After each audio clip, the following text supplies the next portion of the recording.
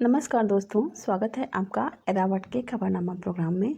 आज हम 4 मई और 5 मई 2022 की महत्वपूर्ण खबरों पर प्रकाश डालेंगे। चलिए अपना डिस्कशन स्टार्ट करते हैं। तो आज का पहला न्यूज़ है वर्ल्ड प्रेस फ्रीडम इंडेक्स। पिछले वीडियो में हमने डिस्कस किया था वर्ल्ड प्रेस फ्रीडम डे 3 मई को मनाया जाता है और उसी दिन वर्ल्ड प्रेस फ्रीडम इंडेक्स जारी की जाती है। उसी के आंकड़ों पर हम नज़र डालेंगे। तो इस बार जो आंकड़ा आया है वह बेहद चौंका देने वाला आंकड़ा आया है, क्योंकि इस प्रेस फ्रीडम इंडेक्स में भारत 8 स्थान फिसल कर 150वें स्थान पर पहुंच गया है, जो बेहद चिंता का विषय है। इसी रिपोर्ट में देखिए नीचे कहा गया है कि हाल ही में जो आंकड़ा जारी हुआ है 8 स्थान गिरावट के साथ में 180 देशों में या जो है 150वें स्थान पर पहुंच गया है, जबकि पिछले साल 2021 में यह 142वें स्थान पर था। ठीक है, इसके बाद हम आगे इसी रिपोर्ट में कुछ और चीज़ें देखेंगे कि यह इसका जारीकर्ता कौन है। तो इसका जो है जारीकर्ता रिपोर्ट विदाउट बॉर्डर के द्वारा जारी की जाती है। इसे इंडेक्स रिपोर्टर्स सैंस फ्रंटियर भी कहा जाता है। यह 2002 से जारी किया जाता है। ये संस्था ये जारी करती है और यह संस्था एक अंतर्राष्ट्रीय गैर लाभकारी संगठन है।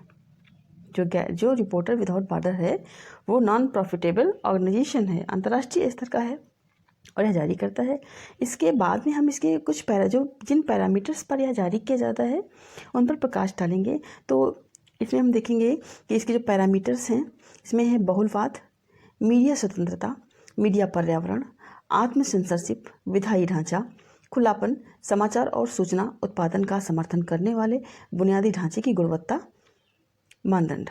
इस प्रकार के पैरामीटर्स के आधार पर ये रिपोर्ट जारी की जाती है। इसको हम इंग्लिश में भी देख लें। इसमें देखिए pluralism, media independence, media environment, self censorship, legislative framework, openness and the quality of infrastructure supporting news and information production are among the criteria. ये क्राइटेरिया इस रिपोर्ट के अंतर्गत आते हैं जिनके आधार पर रिपोर्ट जारी की जाती है। इसके बाद में फिर हम देखेंगे कि जो 2022 की रैंकिंग है इसमें पहले, दूसरे, तीसरे, चौथे स्थान पर कौन कौन है। तो हमेशा की तरह नॉर्वे पहले स्थान पर है, डेनमार्क दूसरे स्थान पर है, स्वीडन तीसरे स्थान पर है, एस्टोनिया चौथे स्थान पर है और फिनलैंड 5वें स्थान पर है। ये 5 शीर्ष देश रहे हैं। इसके बाद में इस सूची में सबसे अंतिम स्थान पर नॉर्थ कोरिया है, जो पिछले साल भी शायद लास्ट स्थान पे था। इसके बाद में नीचे से सेकंड, जो नीचे है सबसे नीचे यहाँ पे नॉर्थ कोरिया है। फिर इसके बाद में इसके ऊपर जो है यहाँ पे चाइना है। ठीक है, चाइना भी जो है नीचे से दूसरे स्थान पे। इसके बाद में हम देखेंगे कि हमारे जो पड़ोसी देश हैं इनका क्या स्थान रहा है। तो हम देखते हैं, हम चाइना को तो देख ही चुके हैं कि नीचे से सेकंड रहा है। इसके बाद हम देखेंगे कि भारतीय उपमहाद्वीप में नेपाल ने सबसे अच्छा सुधार किया, सबसे अच्छा प्रदर्शन किया है, क्योंकि पिछले साल नेपाल 106 स्थान पर था और इस वर्ष यह स्थान 30 पायदान ऊपर बढ़ करके 76वां स्थान हो गया है। तो यह बहुत अच्छी स्थिति है। इसका मतलब नेपाल में जो प्रेस की स्वतंत्रता है वह बहुत अच्छी है। इसके बाद हम पाकिस्तान को देखेंगे। तो पाकिस्तान का जो है 145वां स्थान है। फिर श्रीलंका का 127वां स्थान है, बांग्लादेश 152वें स्थान पर है और म्यांमार 140वें स्थान पर है। इस प्रकार हमने देखा कि यहाँ पर नेपाल जो है 76वें स्थान पर था और पाकिस्तान 145 पे था, श्रीलंका 127वें पर था, बांग्लादेश 152 पे और म्यांमार 140 पे। तो जब हम अपने पड़ोसी देशों में देखेंगे तो चीन को तो हमने देख ही लिया, चीन की स्थिति तो बहुत ख़राब है। लेकिन जो इस तरह से जो पड़ोसी देश हैं इसमें यह बांग्लादेश एक ऐसा देश है जो जिसमें भारत की से खराब इसकी रैंकिंग है, क्योंकि भारत की रैंकिंग 150 है और बांग्लादेश की जो रैंकिंग है वो 152 है। ठीक है, इस प्रकार हमने इस रैंकिंग में क्या क्या याद रखना है एक बार फिर से देखते हैं। तो इस रैंकिंग में जो अभी लेटेस्ट रैंकिंग आई है 2022 की, तो उसमें हम देखेंगे कि भारत का स्थान क्या रहा है। तो भारत का स्थान यहाँ पे हमने देखा कि 150वां रहा है। इसमें 8 स्थान की गिरावट आई है, क्योंकि पिछली बार यह स्थान 142वां था। ठीक है, अब यह जारी कौन करता है। तो जारी रिपोर्टर्स विदाउट बॉर्डर के द्वारा की जाती है, जो एक अंतर्राष्ट्रीय स्तर का गैर लाभकारी संगठन है। इसके अलावा यह 2002 से जारी किया जाता है। इसके पैरामीटर्स हमने देखे कि यहाँ पर देखो पैरामीटर्स क्या क्या थे। फिर इसके बाद में पहले स्थान पे, दूसरे स्थान पे, तीसरे स्थान पे कौन कौन था। फिर हमने देखा कि अंतिम स्थान पर उत्तर कोरिया और चाइना रहा है। फिर हमने भारत के पड़ोसी देशों की रैंकिंग देखी। इतनी रैंकिंग के प्रश्न में हमें इतनी सारी बातों को याद करके रखना है, ठीक है। अब इसी के बाद हम इसे हमने देखा यहाँ पर श्रीलंका की रैंकिंग यहाँ पर हम देखी थी कि 127वीं है, ठीक है।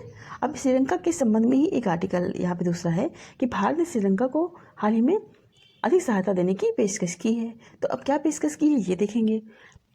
तो यहाँ देखिए आर्टिकल में लिखा हुआ है कि भारत ने श्रीलंका को सहायता प्रदान करने के लिए अल्पकालिक ऋण सुविधा के आधार पर $20 करोड़ मूल्य के ईंधन की पेशकश की है।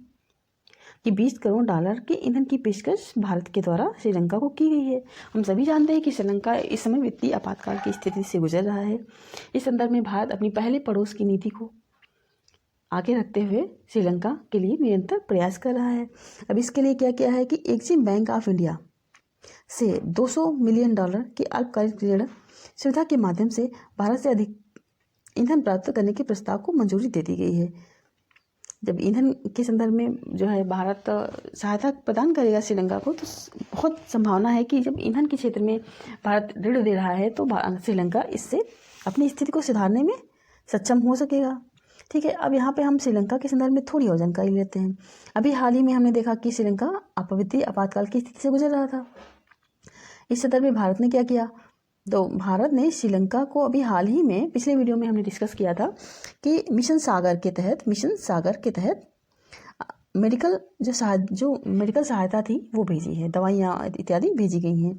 इसके लिए मिशन सागर में INS घड़ियाल गया था श्रीलंका के कोलंबो पोर्ट में, और श्रीलंका के कोलंबो पोर्ट पर INS घड़ियाल ने जो यहाँ से सामग्री दी गई थी, सहायता सामग्री दी गई थी, चिकित्सा से संबंधित जो इक्विपमेंट्स थे, जो दवाइयाँ थी, उनको श्रीलंका में अभी जो है 3-4 दिन की न्यूज़ है, उसी में भारत ने भेजा था। तो भारत अपनी जो पड़ोस की नीति है, जो पहले पड़ोस की नीति है, जो सर्वभौम सुखिना का जो सिद्धांत है, जो दर्शन है, उसको दिखा रहा है, उसको साक्षात कर रहा है। फिर इसके बाद में अगले जो न्यूज़ है कि मौतों के संबंध में एक रिकॉर्ड आया है कि 2019 में जो मौतें 76 लाख थी, वो 20 में बढ़कर के 81 लाख हो गई हैं। इसके बाद में यहाँ पे देखिए डायग्राम दिया हुआ है कि ये डायग्राम जो है 1990 से 2020 तक की स्थिति दिखाता है। तो ये बता रहा है कि जो है मौतों की संख्या बढ़ रही है, पंजीकृत मौतों की संख्या बढ़ रही है। यहाँ देखिए जो आंकड़े हैं वो 1989 से 2020 के हैं। तो आप देखेंगे जो 1990 से 2020 के बीच में बहुत ज़्यादा फ्लक्चुएशन नहीं आया है, जबकि 2000 से 2020 की जो 2010 की जो है यहाँ पे सिचुएशन देख रहे हैं, ये आप ये देख पा रहे हैं, जो ग्राफ बना हुआ है यहाँ पे बहुत देखिए तेज़ी से बढ़ा है। फिर यहाँ से 2010 से और 2020 के बीच में देखिए आंकड़ा कितना तेज़ी से बढ़ गया है, 81.2% हो गया है। तो इसका मतलब यह है कि जो यहाँ पे जो मौतों की वृद्धि हुई है वो 2010 से 2020 के बीच में बहुत तेज हुई है, ठीक है। अब इसके बाद में हम यहाँ पे देखेंगे कि जो पंजीकृत मौतें हैं, देखिए यहाँ पे एक चीज़ दी हुई है कि पंजीकृत मौतों की संख्या 2019 में 76.4 लाख से बढ़कर के 2020 में 81.2 लाख हो गई है, वो हमने डायग्राम में देखा है। और कुल पंजीकृत मौतों में से पुरुषों और महिलाओं की हिस्सेदारी क्रमशः 60.2% और महिलाओं की 39.8% है। यहाँ पे कहने का मतलब ये है कि जो पंजीकृत मौतें हैं वो पुरुषों की अधिक हैं, महिलाओं की कम है। इसका ये मतलब नहीं निकाल सकते हैं कि पुरुषों की मृत्यु अधिक हो रही है या महिलाओं की कम हो रही है। इसका ये मतलब हो सकता है कि जो पुरुषों की मृत्यु का पंजीकरण है वो ज़्यादा कराया जाता है, महिलाओं का कम कराया जाता है, ये हो सकता है। इसके और भी इश्यू हैं, पेट्रियार्कल सोसाइटी है और बहुत सारी चीज़ें हैं, प्रॉपर्टी राइट का इशू होता है, वहाँ पे डेथ सर्टिफिकेट देना पड़ता है, इस तरह की चीज़ें होती हैं, हो सकता है। और डेथ जो एक चीज़ ये भी है कि जो महिलाओं की लाइफ एक्सपेक्टेंसी होती है वो पुरुषों से अधिक होती है। तो एक ये भी रीज़न हो सकता है कि, लेकिन इतना बड़ा जो है गैप नहीं हो सकता। मौतों के पंजीकरण में अगर इतना बड़ा गैप हो रहा है तो सिर्फ नेचुरल डेथ नहीं इसकी वजह हो सकती है, इसके और भी कारण होते हैं, जिसमें हमको पेट्रियार्कल सोसाइटी के उस माइंडसेट को, उस प्रॉपर्टी राइट को, इकोनॉमिक स्टेटस को ध्यान में रख कर के समझना होगा। और ये मेंस में भी लिखा जा सकता है, जहाँ पे जेंडर का इशू आएगा वहाँ पर आपको इसको मेंस में या एस्से में इसको इंक्लूड कर सकते हैं कि जो डेथ की जो पंजीकरण है वो भी महिलाओं का कम है। ठीक है। तो यहाँ पे हम फिर इसके बाद में आगे बढ़ेंगे। फिर इसके बाद में भारत में कान महोत्सव एक होता है फिल्म के संबंध में। तो कान महोत्सव में भारत ने हाल ही में सत्यजीत रे, जिनकी देखिए यहाँ पे तस्वीर बनी हुई है, सत्यजीत रे की लाइफ पर बनी एक फिल्म प्रस्तुत की थी। उसमें किसमें, कान महोत्सव में, उसमें भारत को एक सम्मानजनक दर्जा प्रदान किया गया है। वहाँ पर उस फिल्म को सम्मान प्रदान किया गया है। अब सत्यजीत रे कौन है? तो सत्यजीत रे तो भारतीय सिनेमा के दिग्गज रहे हैं। देखिए यहाँ पर लिखा भारतीय सिनेमा सत्यजीत रे के लिए के संबंध में एक सत्यजीत रे से संबंधित एक रिकॉर्ड भी बना हुआ है। एक फिल्म का एक अवार्ड भी दिया जाता है सत्यजीत रे के सम्मान में, वो भी देखेंगे। तो आज़ादी का अमृत महोत्सव के तहत सत्यजीत रे पर एक फिल्म बनाई गई थी और प्रस्तुत की गई है। फिर इसके बाद में नेक्स्ट आर्टिकल है कैलाश टीला गैस फील्ड बांग्लादेश। तो आपसे प्रीलिम्स में सीधे प्रश्न पूछा जा सकता है कि हाल ही में चर्चा में रहा कैलाश टीला गैस फील्ड का संबंध किस देश से है, या हाल ही में खोजा गया नया जो है गैस जो फील्ड है कैलाश टीला गैस फील्ड, या किस देश में है, किस देश से संबंध रखता है? तो हम बताएंगे बांग्लादेश से। बस इसके संदर्भ में हमें इतनी ही न्यूज़ जाननी है कि कैलाश टीला गैस। अब इसके बाद हम देखेंगे, ये तो हमारी न्यूज़ हो जाती है कि चुनाव आयोग ने छत्तीसगढ़ के मुख्यमंत्री को लाभ के पद का उपयोग करने के लिए एक नोटिस दिया है। क्यों नोटिस दिया है, थोड़ा सा खबर भी देख लेते हैं। तो ये देखिए यहाँ पे फोटो दी हुई है छत्तीसगढ़ के मुख्यमंत्री की। अब मसला क्या है? तो मसला यह है कि इन्होंने 2021 में खुद को खनन पट्टा देकर के लाभ का पद धारण किया था, जबकि स्पष्ट लिखा हुआ है कि लाभ का पद पर कोई व्यक्ति जो है कार्य कर रहा है, मुख्यमंत्री है, प्रधानमंत्री, लाभ के पद के बारे में बताया गया है कि लाभ के पद पर नहीं होना चाहिए। तो मुख्यमंत्री ने जनप्रतिनिधि कानूनों का, आरपी एक्ट का भी उल्लंघन किया है, ये आरोप लगाए जा रहे हैं। अब थोड़ा सा इसका बैकग्राउंड देखते कि क्या है। तो जब हम लाभ के पद की जब चर्चा करेंगे तो सबसे पहले इसका उल्लेख 1919 का जो अधिनियम आता है उसमें लाभ के पद का उल्लेख किया जाता है। इसके बाद में जब संविधान बनता है तब अनुच्छेद आर्टिकल जो है 102 1 क्लॉज ए, जो क्लॉज 1 का ए जो है, इसमें संसद के जो प्रतिनिधि हैं उनके लिए, तथा 191 1 ए जो विधानसभा के लोग हैं, जो विधानसभा के प्रतिनिधि हैं, उनके लिए लाभ के संदर्भ में चर्चा की गई है, बात की गई है। लेकिन यहाँ पे ध्यान देने की बात है कि संविधान में कहीं पर भी लाभ के पद को परिभाषित नहीं किया गया है। बस ये कहा गया कि लाभ के पद पर नहीं होना चाहिए, ठीक है। और लाभ के पद की बात जो है आरपी एक्ट में भी कही गई है कि लाभ का पद जो है पर नहीं होना चाहिए। जब कोई आपको, जैसे जो आरपी एक्ट में जो योग्यताएं बताई जाती है तो उसमें लिखा जाता है कि फला फला व्यक्ति, जैसे राष्ट्रपति है या जो है प्रधानमंत्री का जो चुनाव जो जनप्रतिनिधि है वह लाभ के पद पर नहीं होना चाहिए। इसके बाद में हम देखेंगे, हमने ये समझा कि लाभ का पद क्या होता है। फिर देखेंगे जिवला योजना। जिवला योजना क्या है, किस राज्य की? देखिए इंडियन एक्सप्रेस की न्यूज़ है, यहाँ से हमने लिया है इसको। तो हम जिवला योजना को देखेंगे। जिवला योजना यह महाराष्ट्र की योजना है। इसके अंतर्गत क्या किया जाएगा कि जो जेल में जो लोग कैदी सजा काट रहे हैं उनके लिए यह एक ऋण योजना है। जेल के कैदियों को इस योजना के तहत ऋण प्रदान किया जाएगा। तो इसके बाद फिर हम आगे देखते हैं इसके आगे क्या है। तो इसके आगे ये है कि महाराष्ट्र राज्य सहकारी बैंक के द्वारा एक क्रेडिट योजना की पेशकश की गई है। मतलब इस जिवला योजना के तहत महाराष्ट्र राज्य सरकारी जो सहकारी बैंक है वह क्रेडिट प्रदान करेगी। अब इसको पायलट प्रोजेक्ट के तहत पुणे की यरवदा जेल के बंदियों के लिए पेश किया गया और धीरे धीरे इसको लगभग 60 जेलों में विस्तारित किया जाएगा। और यह शुरुआती चरण में 7% ब्याज पर 50,000 रुपये का कर्ज दिया जाएगा। और यह कर्ज किसको दिया जाएगा? तो बैंक और जेल के अधिकारियों के, भारत में कैदियों के लिए पहली क्रेडिट योजना है। और ऋण कैदी के नाम पर वितरित किया जाएगा, यह नामित परिवार के सदस्य को जारी किया जाएगा। मतलब यह जो है नाम जो वितरित किया जाएगा वो कैदी के नाम पर किया जाएगा, लेकिन ये मिलेगा किसको? तो परिवार के सदस्य को मिलेगा। इसमें क्या होगा? 7% ब्याज लिया जाएगा और 50,000 रुपये तक का ऋण दिया जाएगा। अच्छा ठीक है, यहाँ पे हमने ये न्यूज़ की बात कर ली, लेकिन यहाँ पर एक शब्द आया है, हम डिस्कस कर लेते हैं इसको। वह शब्द यहाँ पे है पुणे की यरवदा सेंट्रल जेल। अच्छा, हिस्ट्री में इसका कुछ रोल है, आप बता सकते हैं क्या? कुछ पूना समझौता हुआ था यहाँ पे, गांधी जी से संबंधित है, गांधी जी और अंबेडकर जी से संबंधित है। अब तो आप बता ही सकते हैं। अब यहाँ पे इसके बारे में ये कब हुआ था, किस चीज़ से संबंधित है, अगर आपको इसकी जानकारी है, और अगर नहीं है अगर है तो तुरंत कमेंट करेंगे, अगर नहीं है तो खोज करके कमेंट करेंगे। ओके, अगर आप ऐसा करते हैं तो हमको भी लगता है कि आपको अच्छा लग रहा है, आप पार्टिसिपेट कर रहे हैं, फिर हमको उससे मोटिवेशन मिलता है, हम और अच्छा करने की कोशिश करते हैं। फिर इसके बाद में फिर हम आगे बढ़ते हैं, अगला आर्टिकल देखते हैं। तो यहाँ पे ये न्यूज़ है कि ऐतिहासिक अनंगताल झील का जीर्णोद्धार कराया जाएगा दिल्ली सरकार के द्वारा। तो यहाँ पे पहली चीज़ तो हमें ये देखनी है कि अनंगताल झील जो है ये दिल्ली में है। पहली चीज़ हमने देखी कि अनंगताल झील दिल्ली में है। फिर दूसरी चीज़ इसी लाइन में हम देख रहे हैं कि जीर्णोद्धार करा जाएगा। तो दूसरी चीज़ हम ये देख रहे हैं कि भारत जो है वो वेटलैंड के लिए, इको इन्वायरमेंट के लिए बहुत अधिक सेंसिटिव है और निरंतर प्रयास कर रहा है। जिस तरह की वेटलैंड है इनको बेहतर करने के प्रयास कर रहा है। इसके बाद हम ये देखेंगे कि अनंतनाग झील के बारे में, अनंतताल झील के बारे में और क्या जानकारी हमें है। तो यहाँ पर हम देखेंगे कि यह झील दिल्ली के मेहरौली में स्थित है। मेहरौली भी ऐतिहासिक स्थल है, गुप्त काल से संबंधित है।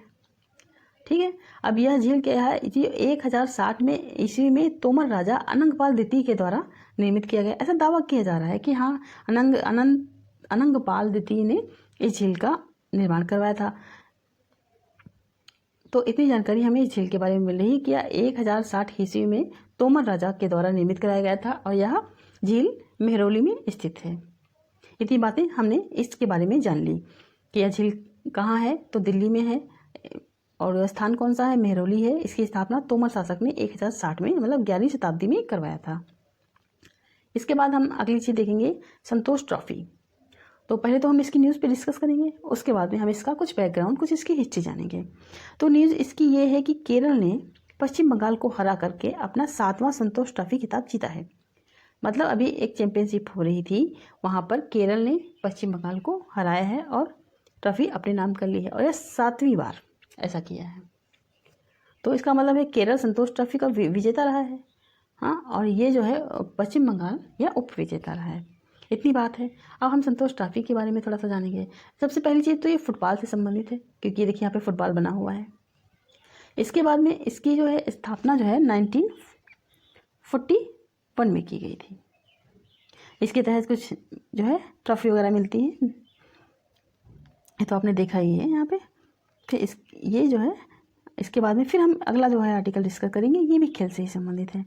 इसमें क्या है, तो हमने देखा कि यहाँ पे विश्व जूनियर भारोत्तोलन चैंपियनशिप, ये देखिए यहाँ पे दिया हुआ है, ये इमेज भी बनी हुई है।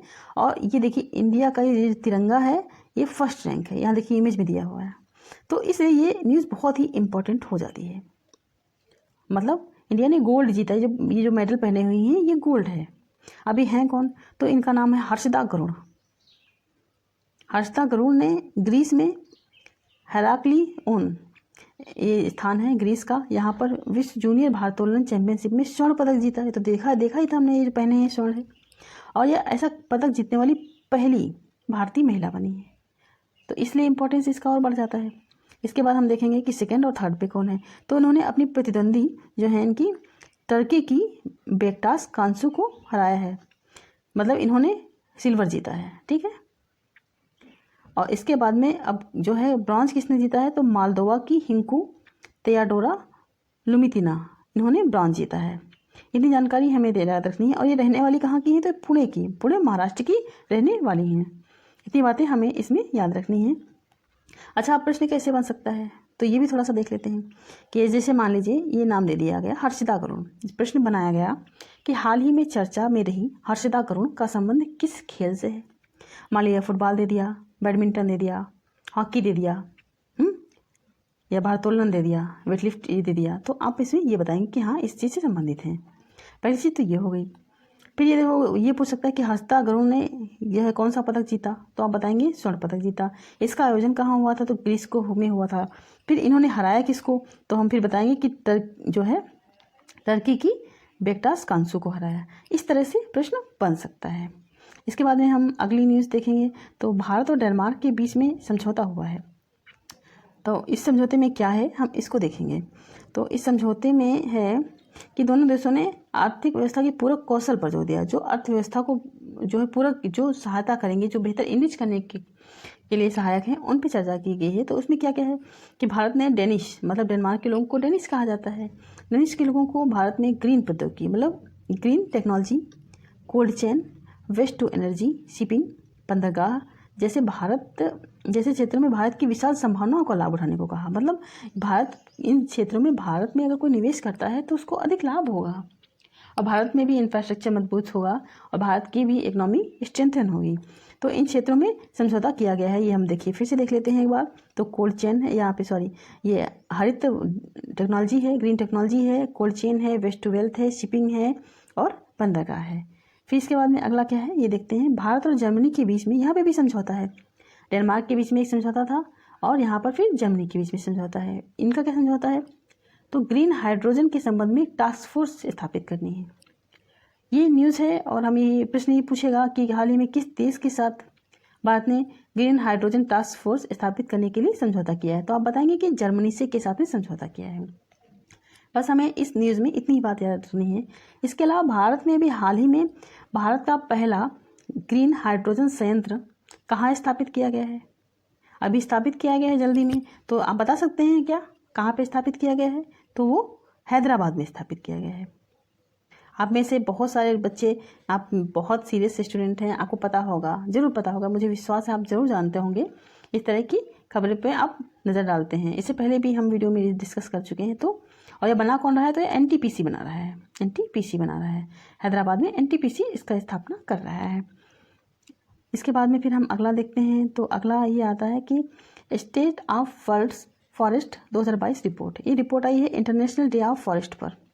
इसमें हमको ये देखना है कि इसमें रिपोर्ट में कहा गया है कि पिछले 30 वर्षों में पृथ्वी पर से 10% वन समाप्त हो गए हैं। 10% वन पिछले 30 वर्षों में खत्म हो गए हैं। अच्छा ठीक है, तो हमें ये सबसे पहली चीज़ तो हम ये जानेंगे कि पृथ्वी पर कितना प्रतिशत वन होना अनिवार्य है इकोसिस्टम के लिए। तो सब जानते हैं कि 33% वन होना अनिवार्य है, परंतु वर्तमान में स्थिति क्या है? कितना प्रतिशत वन है? तो यहाँ पे वन का लगभग 31% वन का कवर करता है। 31% वन कवर करता है, मतलब 10% कम हुआ है। तो कभी न जो है पिछले 20 वर्षों 30 वर्षों में 41% रहा होगा, क्योंकि यहाँ पे लिखा हुआ है 30 वर्षों में 10% कम हुआ है। अगर वर्तमान में रिपोर्ट 20 की आई है, अभी जो है हाल ही में जो फॉरेस्ट का जो आया है उसमें 1% बढ़ा है, और कई राज्यों का तो 33%, लगभग 17 राज्यों का 33% से अधिक हो गया है। तो 30 वर्षों में 10% बढ़ा है और वर्तमान में 31% है। तो इसका मतलब है पिछले 30 साल पहले 41% के आसपास रहा होगा।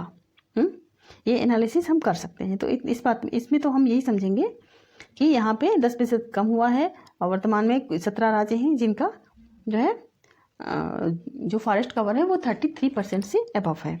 इसके बाद भारत में हाल ही में भारत को 100वां यूनिकॉर्न प्राप्त हुआ है नियो बैंक के रूप में। इसमें आपसे वन लाइनर में प्रश्न पूछा जा सकता है, वह पूछेगा हाल ही में 100वां यूनिकॉर्न कौन बना है? तो आप बताएंगे कि नियो बैंक बना है। बस इसमें अगर पूछा जाएगा तो मेंस का टॉपिक नहीं पूछा जा सकता, बस प्रीलिम्स में अगर पूछा जाएगा तो कितने यूनिकॉर्न हो गए हैं, या तो ये पूछ सकता है कि कितने यूनिकॉर्न हो गए हैं, तो 100 हो गए हैं, तो 100वां कौन बना है? तो नियो बैंक बना है। ठीक है ना, इतनी बातें हमसे पूछी जा सकती हैं वहाँ पर। ये हमारा लास्ट आर्टिकल था, इसमें हमने जो जो चीज़ डिस्कस की, नियो बैंक के बारे में, यूनिकॉर्न के बारे में डिस्कस किया, फॉरेस्ट का जो कवर है वो डिस्कस करे हैं, फिर जर्मनी और भारत के बीच में ग्रीन हाइड्रोजन टास्क फोर्स पर बात की, भारत डेनमार्क व्यापार मंच बैठक जो हुई है उस पर चर्चा की, विश्व जूनियर भारोत्तोलन चैंपियनशिप के संबंध में देखा किस प्रकार से उसमें सवाल बन सकते हैं वो देखा, संतोष ट्रॉफी का विजेता उप विजेता के बारे में हमने देखा, फिर अनंग पाल झील है उसके संदर्भ में हमने जानकारी ली, वहाँ का सफ़र किया, जीवाला योजना जो महाराष्ट्र की योजना है उस पर हमने चर्चा की, यहाँ पे लाभ के पद के बारे में हमने समझा, न्यूज़ के साथ में देखा। इस तरीके से हमने काफ़ी सारी न्यूज़ को कवर किया है। 2 दिन की न्यूज़ है। और इसके बाद इसके बाद में सबसे पहले हमने आर्टिकल डिस्कस किया था वर्डप्रेस फ्रीडम इंडेक्स। इस प्रकार से 4 से 5 मई के बीच में हमने इतनी सारी न्यूज़ को डिस्कस किया। उम्मीद करते हैं कि हमारा ये प्रयास आपको अच्छा लग रहा होगा। अगर आप खबरनामा में किसी प्रकार का नया इनोवेशन चाहते हैं, नया कुछ जोड़ना चाहते हैं या कुछ नई चीज़ें चाहते हैं तो निश्चित रूप से आप कमेंट करें, हम सुधार करने का प्रयास करेंगे। आज के डिस्कशन में इतना ही है, तब तक के लिए धन्यवाद।